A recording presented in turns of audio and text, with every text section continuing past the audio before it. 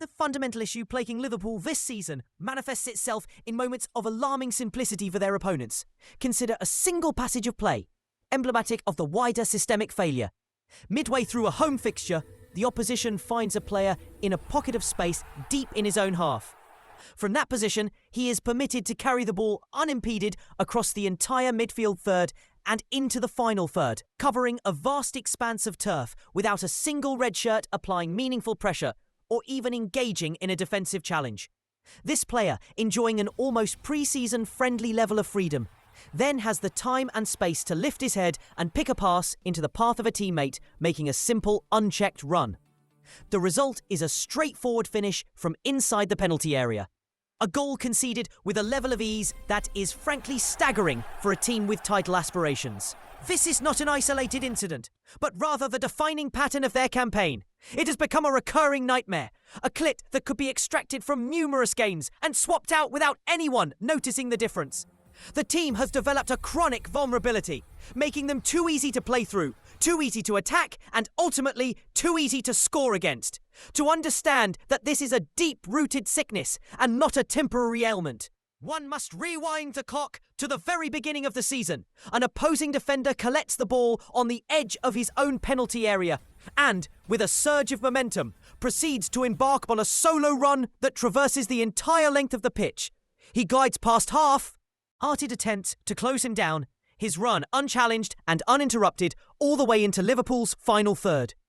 The most damning aspect of this sequence is not even the run itself, but the options he ignores.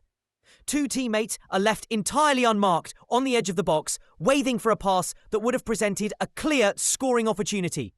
This was in August. The problem was present from the outset. Teams have clearly identified this tactical fragility and have built their game plans around exploiting it, repeatedly targeting the channels and spaces that Liverpool seem incapable of protecting with any consistency. The obvious conclusion from simply watching the matches is that Liverpool's intensity without the ball has dropped precipitously.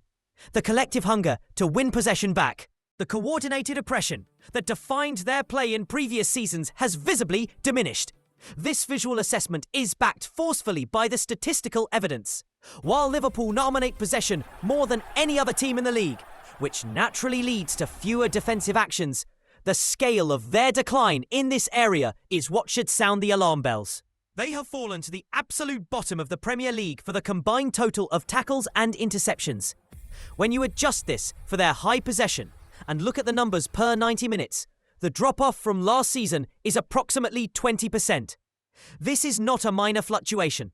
It is a significant collapse in defensive output that points to a fundamental shift in either application, structure, or both.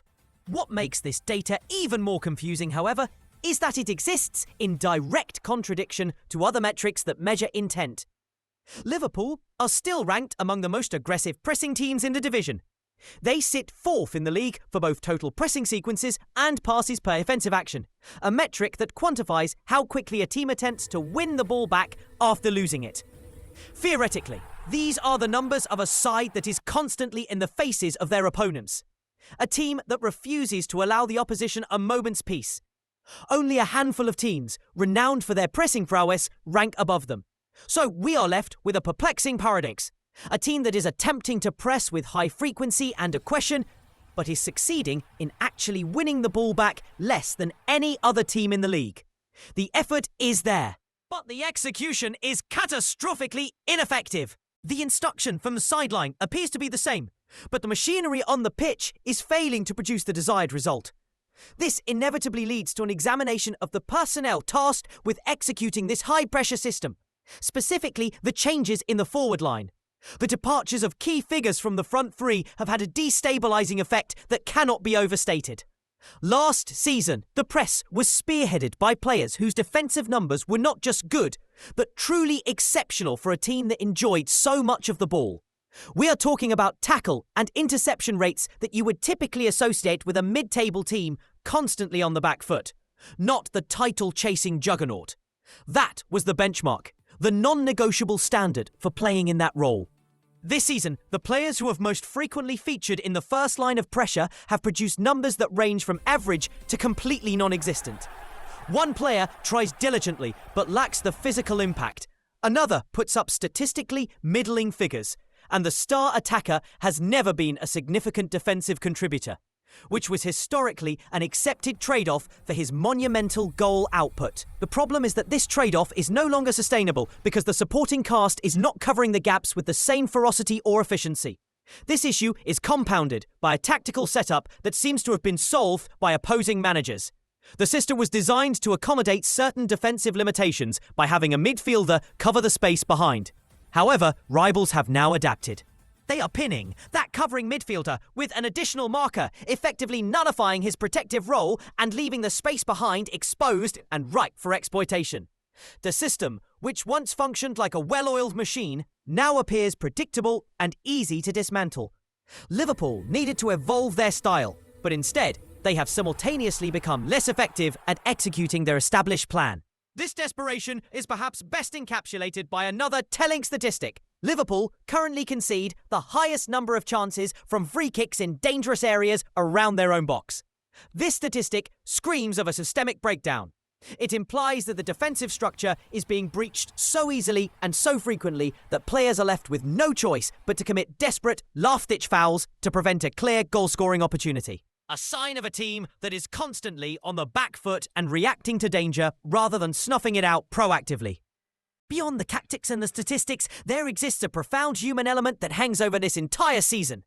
An intangible factor that is impossible to quantify, but equally impossible to ignore.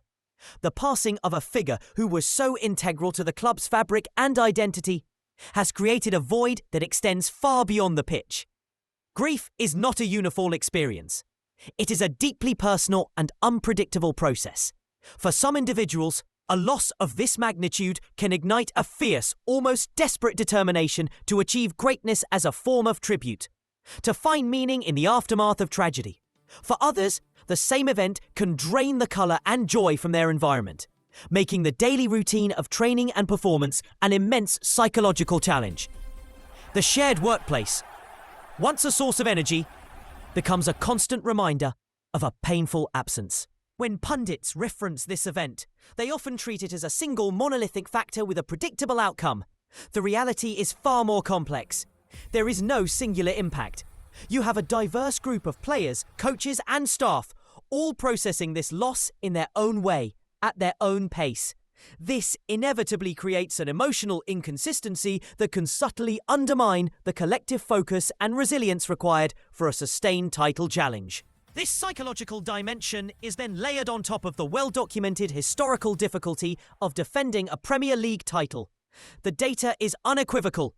Retaining the championship is one of the hardest feats in modern football. The vast majority of title-winning teams see their points tally decrease in the subsequent season. This is due to a confluence of factors. Every opponent is extra motivated to beat you. Tactical approaches are specifically tailored to counter your strengths. And, most crucially, it is phenomenally difficult to rediscover the same obsessive, hungry drive after you have already reached the pinnacle. The unique, burning motivation that propels a team to a first title is inherently difficult to replicate. You cannot manufacture the same emotional fuel twice. When you combine this natural come-down with the unique emotional turmoil the squad is enduring, so much of what appears to be going wrong becomes explainable not just through spreadsheets and touchline maps, but through a simple understanding of human nature. It is human nature layered upon a tactical system that has been found out, implemented by players who are not perfectly suited to it, all while navigating an unparalleled emotional landscape. There may be short-term tactical fixes, solutions for a specific match, but a holistic fix for this Liverpool season feels increasingly distant. What this brute may need more than anything else is time. Time to integrate new players fully. Time to develop an alternative strategic approach. And for some, simply the time required to heal.